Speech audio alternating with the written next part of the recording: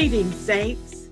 I am the very Reverend Kim L. Coleman, the National President for the Union of Black Episcopalians, and it is my joy to take this opportunity to update you on UBE's work and mission. As we begin slowly to re-engage our world, I am thankful to be able to say all is well with the Union. I'm excited about letting you know how UBE is responding to the recently released racial audit conducted on behalf of the presiding bishop's office, our plans for the annual business meeting and the church-wide revival we are hosting together with the National Church, and that elephant in the room, assuring UBE's continuity as I engage the election process for the 9th Bishop of Pittsburgh. Let's begin with the racial audit recently released by the Episcopal Church. Hopefully, some of you have been able to attend one or more of the webinars hosted by the National Church to explore the implications of that audit. As you may recall, the topic of our May Talk to Talk was the racial audit.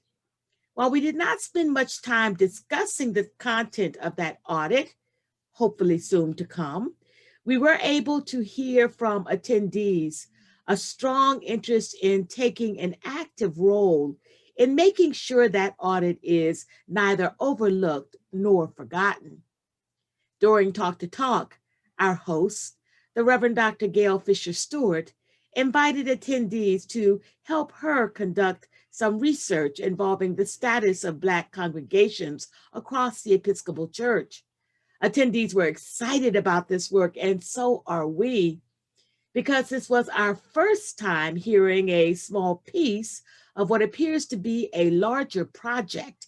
And because we want to maximize our impact while calling upon all our resources, this is how UBE is going to proceed. If you already have completed your research, please send it to UBE at leadership@theube.org. Again, please send it to UBE at leadership@theube.org. If you have not undertaken your research, please wait for further instructions that will come from UBE headquarters. This will give UBE leadership time to learn how the research is being used and to figure out what might be the best way for us to tap into other resources to explore how to support Reverend Gail in the work she is doing. Meanwhile, UBE's Executive Committee and Program and Administration Committee will be working to plan UBE's response, a plan we hope to share with you at the annual meeting. Bottom line, hold up until we provide some more instructions and send what you have to UBE headquarters at leadership@theube.org. Thank you in advance for your cooperation. By now, you should be aware that this year we are not holding our traditional in-person annual business meeting and conference.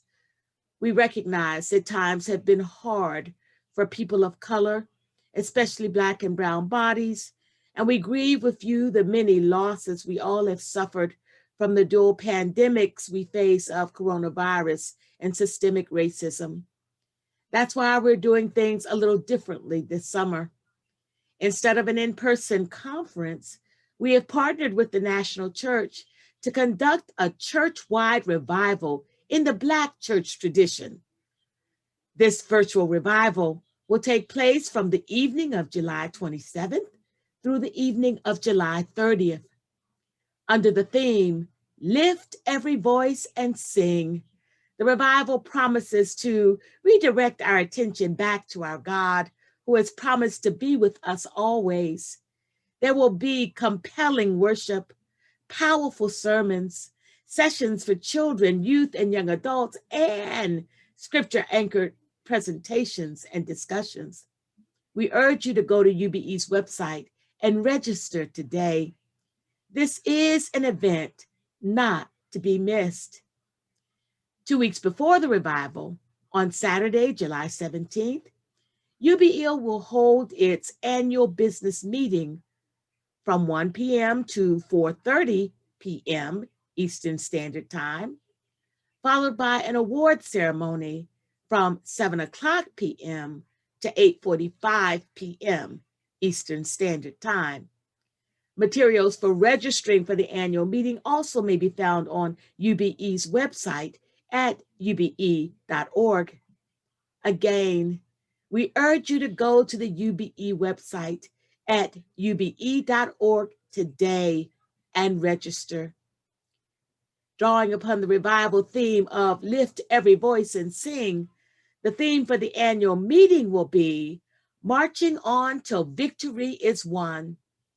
The annual business meeting will include the unveiling of UBE's long-range strategic plan, a preview of UBE's presence and annual business meeting and conference at General Convention 2022 in Baltimore, reports from our regions on new chapter formation and activities, news from our many partners in ministry, consideration of proposed resolutions, a report on finances and budget, and the celebration of lifetime members, patrons, seminary graduates, and those who have died. Our award ceremony that evening will feature up to 7 awards honoring Black Episcopal pioneers. To access nomination forms and instructions, as well as information on submitting resolutions, names of those who have died, and how to become a patron, go to ube.org. Just as importantly, there will be pre-hearings to cover finance and budget, resolutions, and the long-range plan on July 10th, the Saturday before the annual meeting. Attendance at these pre-hearings will help us respond to questions and provide clarification before the annual meeting itself. Please plan to attend. On a final note, most likely you have heard that I am one of 5 nominees on the final slate for the Bishop of the Diocese of Pittsburgh. While being excited about the prospect, I am also aware of your concern about what will happen to UBE. I share with you what I shared with the nominating committee. I cherish my experience and role with the union. My commitment certainly is to complete my current term, which ends in 2022, and hopefully be able at that time to consider running for re-election. Bishops do have some discretionary time, and that discretionary time, if it works out for the Diocese of Pittsburgh, as well as myself and the union, that discretionary time can be dedicated to doing union work. We shall see what the future holds and how the Spirit leads and what is possible. But in the meantime, we have an extraordinary leadership team. Our board, our regional directors, our executive committee are all working hard, each doing their part to make this team work. We have organized ourselves in ways that you'll see at the annual business meeting in July that make it possible for our labor to be divided into various committees that have been reactivated.